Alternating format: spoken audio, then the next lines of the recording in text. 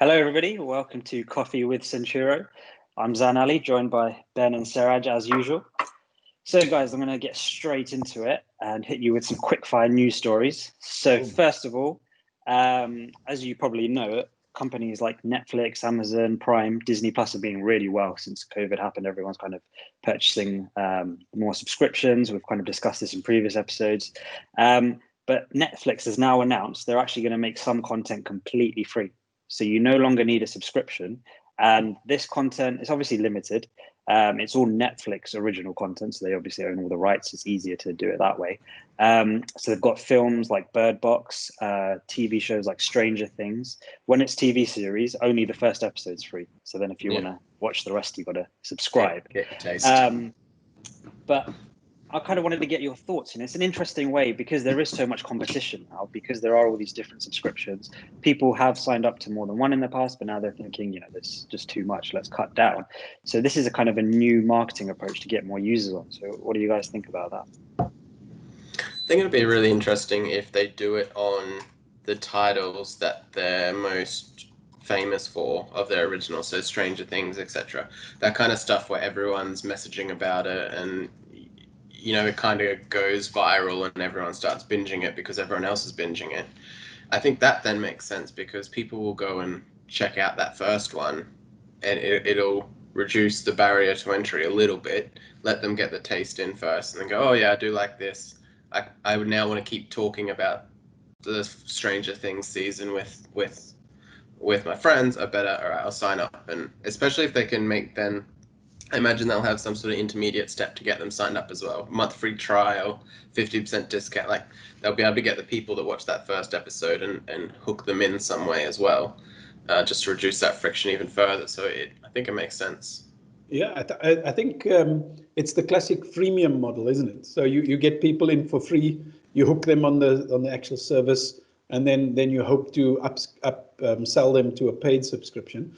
I think the thing with Netflix is their offering is just so good. Everything works. And if you haven't tried it, then this is a way of getting a taste of it. You see how simple it is, you see how good it is. And then I think the odds, and they've probably worked out the stats of upselling people from a freemium model is going to be really good. Just, on that, the whole subscription thing, Netflix is interesting in that they researched the fact that one of the downsides of subscriptions is people don't like it when it's hard to unsubscribe. You guys must have had that where you subscribe to something, but then when you want to unsubscribe, you have to phone on a second Tuesday between 1 and 1:22, and you have to stand on your one leg and lean to the side, and only then do you see the unsubscribe button. So they've made it so simple, and then they've also included something where if you don't use your Netflix for a certain length of time, and I think it's a year, it automatically unsubscribes you. And I think that's just taking that customer service to the next level, and they just back their product, Yeah, I think Netflix they're very good at kind of looking at that user experience, how to make it better. It's a whole separate topic on its own, but I was recently looking into Netflix's kind of international growth. They got into 190 countries in 7 years. And the way they did it was start in the US, then they kind of expanded into countries that were similar, so English speaking, started with Canada, then probably went into the UK, and they were looking at what are those local laws in similar countries, how do we adapt to those, because obviously there's so many different laws with rights and the different footage and how you display it. And then once they'd mastered that, they then went to other continents because they got a grip on the local laws, and then expanded rapidly. And then the next stage was languages. So having done all of that, then the step was let's convert all the content into as many languages as we can to get as many users as we can. And now I guess this is their next step of kind of increasing that user experience. Although slightly contrary to that, although it still works, they've sort of copied YouTube a little bit. So on the free model, there is a 30-second advert that will play before you watch. Yeah, but it is skippable. It's a little bit like YouTube in that sense. Yeah. So then you kind of got to have a balance of how much. If it's just one episode and it's advertised, because on a freemium model you kind of justify it, right? Like people kind of accept the ads because they're getting it for free. But if you're just getting that one episode for free, is it then just sort of seem quite annoying almost that you're getting the ad. It's like it's just one episode, but I guess that'll help them justify it to the board and so forth for the spend and the cost. Yeah. Okay. So let's go to the next news story. So actually, before I get onto that, I don't know if you guys saw a couple of days ago, David Blaine went up into the sky holding balloons. So he had some helium balloons, I guess. Held onto them and went up 10,000 feet before well, he didn't even have a parachute on. It was in one of the balloons. So when he got to a certain level, he had to get the parachute, put it on, and then skydive back down to earth. I didn't, but I'm going to look it up. Yeah, you got to see that. And now I've got to ask the question. I'm going, do you realize that you look like David Blaine, Zane? Has anyone ever told you? I've heard that before. Yeah. Okay. It was magic. It was a nickname at school, David Zane. Yeah, that's nice. a much younger version these days, I think. Yeah. He does crazy things. It's amazing, and it's amazing if you look at that.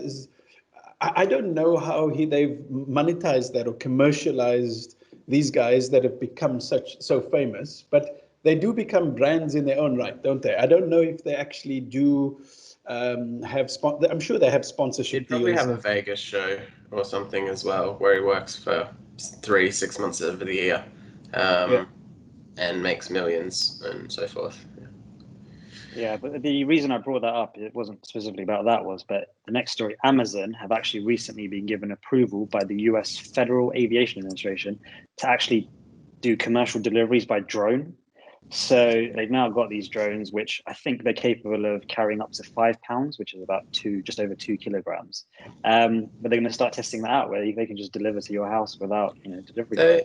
They were talking about testing that in Australia as well, weren't they?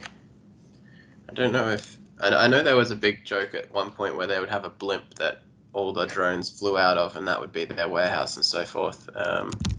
I don't think the thing is that I don't think that's too far away. I mean, I really don't, and why not? I think the actual just air traffic in general is going to be quite a thing. If you see any movie that shows forward to the future, like we're already in the future, right? So in the movies like Back to the Future and all of that, we are in the future. But when you see that, the one thing that hasn't happened are all the flying cars. We've got kind of cell phones and things that they predicted, but not flying cars and as busy air traffic. I think we're getting there. There's more and more things like that happening.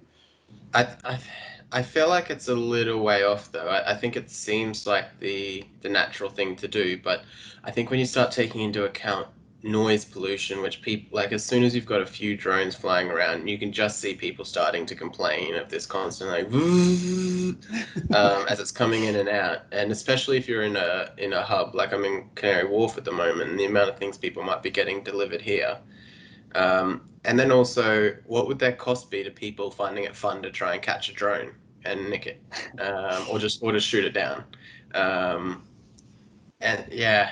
And then what if one falls out of the sky and drops its package and hits someone? I wonder if they've looked into the liability cost of that, of hitting someone in the head with a book from 200 feet in the air. I think it's an interesting one. I think that seems like the way to go. But I just wonder if there's a few extra levels that don't immediately pop up, but once you start going, well, what about this and this, and I think you're right. I know that there's a blood bank in Africa that uses drones to deliver crucial blood to accident victims or certain areas that are a bit more remote. And so they have in the central city, they have the blood bank. And if someone needs it, they literally, and I've seen the videos where the drone comes and they almost just hook the package on, and it just keeps going and then drops it in an area. That's the way it works. I think things like that people would have a higher tolerance for if they know that's the kind of case of what that's being used for. If you're sitting looking out your window and you keep seeing just someone's same day delivery going by of some socks or something, like I think then your tolerance of like the annoyance goes. But if you're like, oh, that's probably going off to help someone, Yeah, there's a lot of practical issues that they need to think about, and especially the legal. I mean, lawmakers are so slow to adapt. So technology is moving so fast, but how does the law keep up with some of these developments? And by the time those guys get together, sit in a room, then they have to draft it and they have to pass it. It takes like minimum 3 years just to. Do you think they would automate it, or they're going to have a room full of people sitting there flying drones to 14 Bank Street and landing it and then flying it off again? I guess they'd want to automate it. Yeah. I actually went to a conference last year. I think it was May 2019, and there was a speaker from Tencent, which is like one of the largest companies in the world, Chinese companies, and they'd invested in a flying car company from Germany, and they did their first test flight last year, and it was a success. And they were raving about it. It was amazing. But again, like Ben said, that's the first step. Super loud, super expensive. How does that work? Then how do you even regulate flying cars? What are the roads in the sky and all the different issues there? I mean, it's going to take a long time. I think Sky would have to be automation even for people in the vehicle.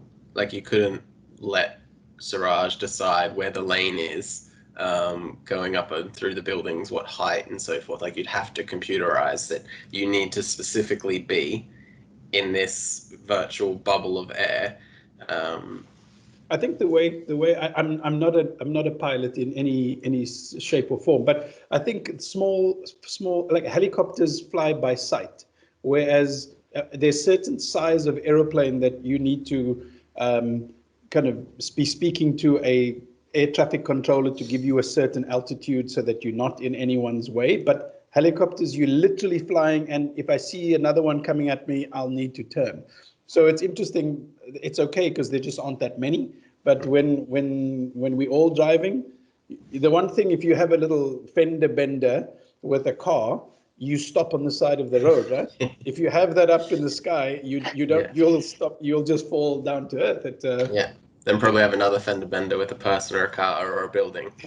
Yeah. We'd all have to have David Blaine skydiving training to get those parachutes ready. Jump out with balloons. So the next story is actually related to Ben's home country. So I don't know if you saw this, but Facebook has threatened to pull the plug on public sharing of news content on Facebook and Instagram in Australia. And the reason for this is Australian government has got a new plan where it will require Google and Facebook to share revenue with regional news media outlets to kind of compensate them because they're distributing that content. Users are spending all their time consuming content on the social media sites rather than on those sites.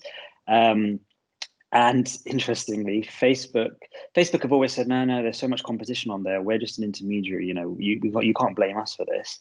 But then in response to this, they have threatened to, pull the plug on sharing any news content. And the purpose of that threat is essentially to say, look, we're so great and look how much stuff we have. You're going to suffer if you don't have us, which kind of contradicts their argument of there's all these other places to go. Don't worry about us. That's a weird one because I'm slightly of the mindset that, as technology and companies grow, other things are going to fall off. When the car started coming out, I'm sure people whose job it was to make horseshoes revolted and were like, no, you have to give us some of that car money. But like eventually trade's going to die off, new things are going to come, you sort of adapt or you fall behind, right? And that's how we get innovation, that's how we grow and society changes. So my first sort of instinct is almost, how are they arguing? What are they saying Facebook is sharing that they would get on themselves? Like, are they actually just sharing a Daily Mail article that isn't then leading people back to the Daily Mail? Or I guess the thing is that are they not? I mean, Australia, as far as I know, is not a socialist society, right?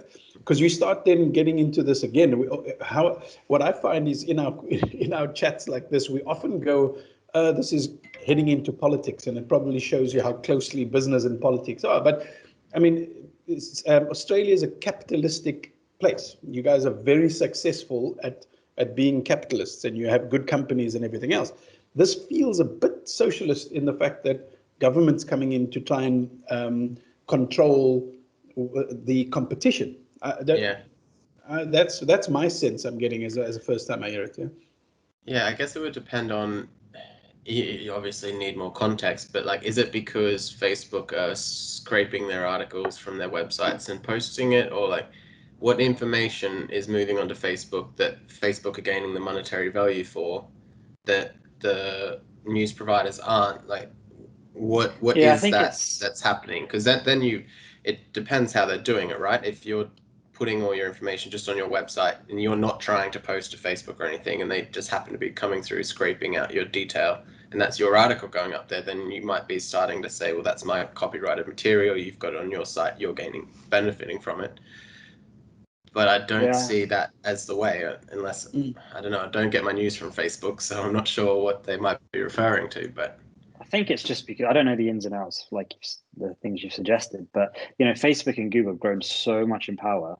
We discussed previously the tech hearing in the US, and because Facebook is essentially an ads platform. That's how they make all their revenue. So their goal is keep as many people on the sites as possible, present them with the relevant ads, make money through that. That's all being challenged in different ways by a lot of parties. But they've grown so much now that their initial argument was, we're an intermediary. We don't share content. Other people share content. We're just hosting it. But it's got to that stage where they're trying to keep everyone on their platform and stop them going to third-party sites. There was a point where they introduced Facebook video, where if you upload a video direct to Facebook, more people will see it. If you link to YouTube, less people will see it because they don't want you to leave the site. So I don't know if that's coming into this, where not everyone, but obviously apparently a lot of people are consuming news through Facebook. They don't actually go to news sites anymore. Those news sites lose out on that ad revenue. Facebook is making that ad revenue, but it's not their content. So it's the case of, is the law keeping up to date with business practices? Are they do they need to change these things? Does Facebook have too much power? Yeah. It's also, does the news agent, does the news service need to adapt as well? So if you've got an article and you're putting it up on Facebook because there was a slight similar argument where Epic, the video game producer, were suing Apple because they didn't want to pay, they created an alternative pay route for there and so forth. And Apple's argument was, yes, you have to pay us a margin of your revenue, but that's because we give you access to 100 million iPhones. And without us, you don't have that access. So, there might be a slight similar argument from Facebook of, if you're posting you're here because we're giving you so much visibility and access to people, and they're going to see your content. So then is it a case of, then you need to think about how seeing that content on Facebook comes back to your site or comes back to you monetarily?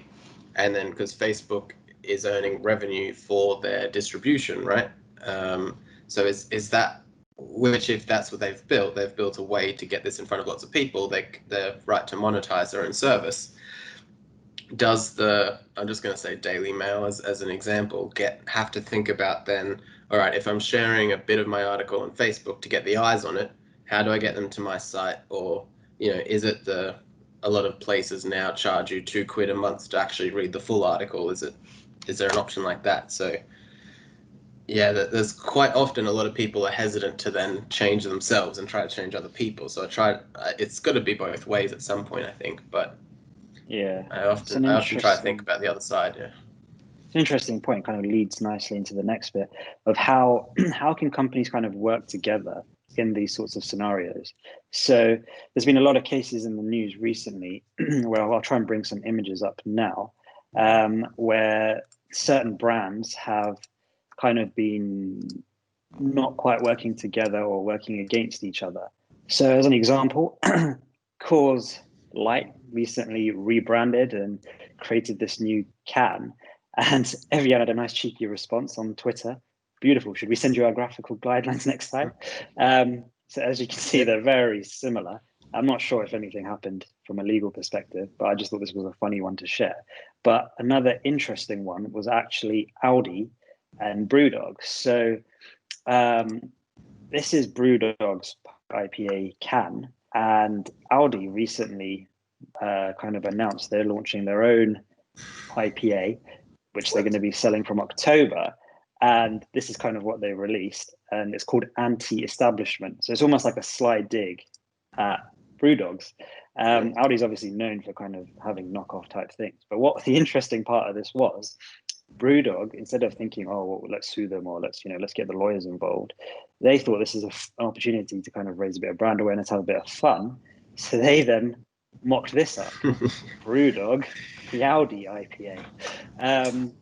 even it carries on. So even after this, like having a slight dig back at Audi, they then decided to kind of go have an agreement where they're now kind of doing a joint venture. So they're releasing I can't remember what it's called. I think it's Yald or Ald IPA, and so it's become a joint venture now instead of Audi working alone. And for every beer that's bought, they're going to be planting 2 trees.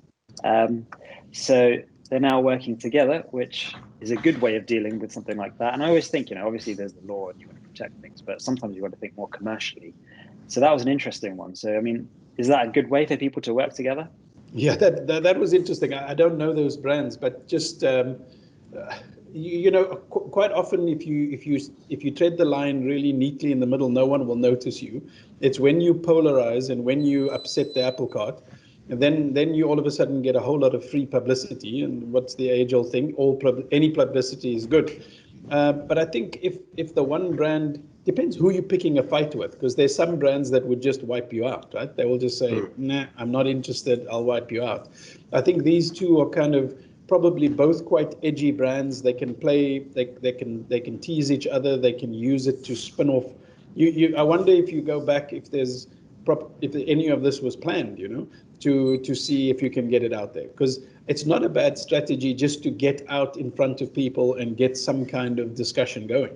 Yeah, I think you're right. I wonder if maybe not planned together, but yeah, if it was an intentional, maybe it's just will look like Brewdog and so forth. I think you're right. Some of it depends on who the brand is. So I saw recently that Victoria's Secret's coming under fire again for stealing designs from smaller, like boutique lingerie brands. And I think one of the recent ones was it was a black-owned company, which is obviously topical at the moment, and then added an extra lens to the article and so forth. But yeah, it showed a couple of the companies that were accusing this went back through the order history and found people that were like the creative director for Victoria's Secret had bought like £1,200 worth of their inventory, and it was like in different sizes and clearly like one of each. And then the same thing had happened with a different person in Victoria's Secret. At this time, it was a creative development executive or something like that. Went to another one, but that person spotted the order and cancelled it because they reckon the order was so odd that all the bras are in different sizes and so forth. And they were just then blatantly, they were changing the design, but like the one of it was like a floral pattern was just pretty much identical, but just how they used that fabric was a little bit different. And so I think that's a case of it's difficult to almost, like you couldn't see them being tongue-in-cheek, I imagine, because that's more just blatantly. That is such a bad choice of words when you're talking about Victoria's Secret. Yeah. Come on, did you set that up? That's just woo! And now you've thrown me off what I was going to say. Sorry, I should have given you some warning. Pun unintended. Not a pun, but yeah. But yeah, I think that's the case of where you can't be tongue-in-cheek, and you do kind of just have to do it. But I think depending on how you approach it, I'm sure if you do it more as like a public thing rather than just try to do like a legal matter, you would probably then rally a lot of support for the smaller brand. I imagine a lot of people will go, screw the large corporate. There's independent brands, and then they're now aware of this smaller lingerie brand and so forth. So I think you're right that you can approach it in different ways that still generate publicity. It's interesting that the Spanish fashion brand Zara. I mean, they're massive, but they unashamedly copy fashion brands. So the way the fashion industry works is that you're operating 2 seasons in advance. So you're designing a whole lot of seasons, outfits and fashion. Then it goes to the big fashion weeks where people walk the ramp, and that this is the latest fashion trends that come out for spring the following year. All Zara does is sit back, wait for those and go, that's nice, I'll copy that. And they knock it off really quickly, and they do it slightly differently. And that is their business strategy is, we're not going to innovate on fashion, we're going to copy, but we will copy quickly, and we will, and our production process is is the competitive advantage. We can go from seeing something to having it in store with a much shorter time than anyone else can, and that's their competitive advantage. So it's quite interesting that you can build your brand around that. Yeah, there's a few other brands that do that as well. So Boohoo, Man, Pretty Little Thing, I don't know if you've heard of those, but they're massive UK brands that have skyrocketed through influencer marketing. But what they do is exactly what you've just described with Zara.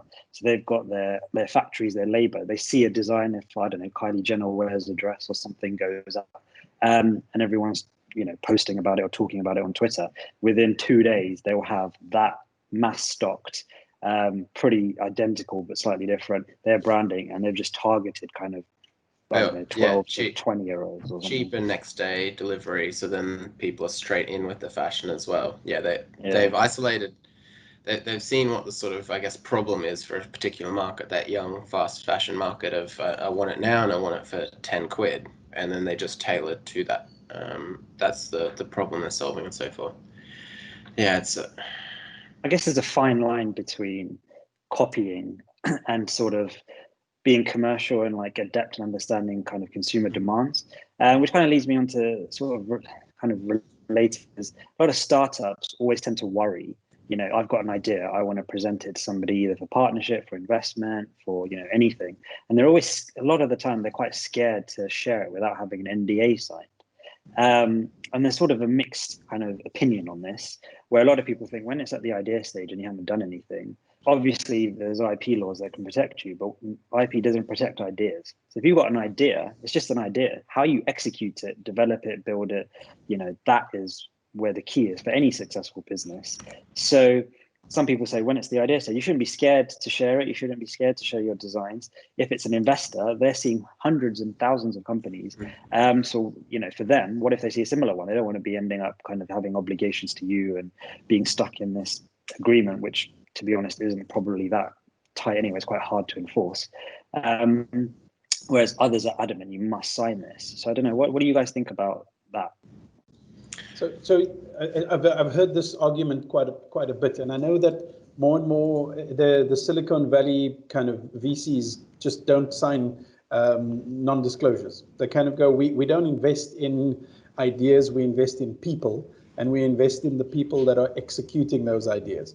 And I'm definitely of that mind. And will I one day get, if I come up with a clever idea, someone can steal it? Yeah, but the reality is that quite often the founder who's come up with a great idea has the passion for that idea, and they just won't do that. So if I could make this a little bit personal, and then I have a business called Click, and it's an idea of a content sharing platform.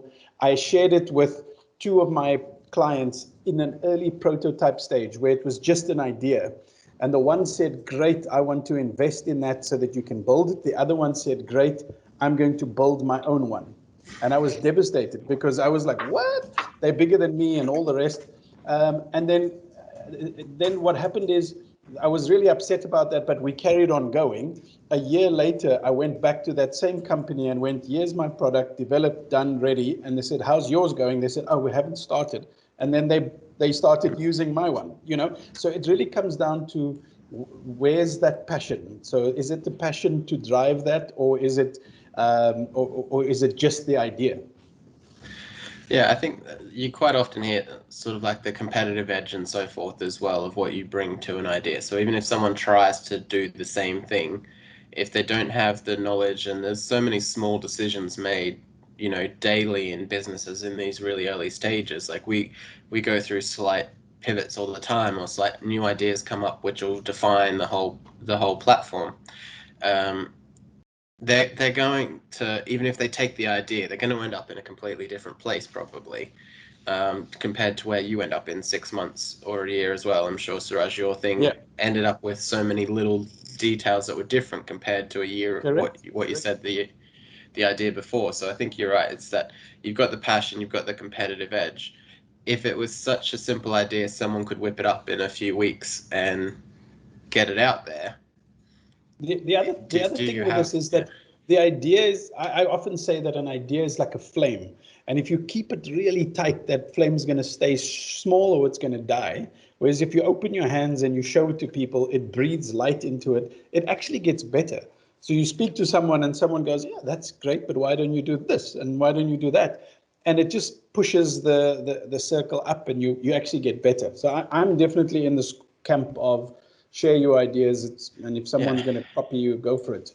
I think there is just to play maybe devil's advocate on the other side as well. I think there is a time for an NDA, but it's not at that first stage. So yeah, we've spoken to some startups coming to us for investment and so forth, and they've gone, I won't tell you anymore until that. And we go, well, sure, if we want to go further into your financials and you want to show us all your projections and share all that, then like fine. But first, we need to know the idea. We're not going to sign it over for nothing.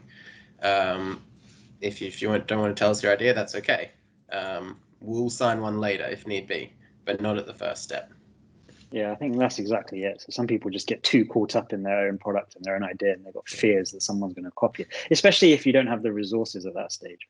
So you might be looking to build this and you want investment because you can't do it without that. So you worry, oh, someone else with resources will copy it. But I think that's something people need to kind of relax a bit. I mean, as Ben said, time and a place. If it's the specific details, fine. The only other time is if your idea is patentable and you know you want to get a patent for it. By law, you can't reveal that idea to the public until you've applied for the patent. That's the only occasion where I think from the beginning you'd want to kind of keep it quiet. But then that is so specific at that point. So you could share your idea without revealing the ins and outs of how it works, and that's normally a technological function. So you can still share the idea without an NDA. It's just the ins and outs that you need it for. All right, great. I think that kind of sums us up for today. So thanks very much, guys, and look forward to the next episode. Perfect. Cheers. Yeah. Cheers, guys. Have a good one. Cheers.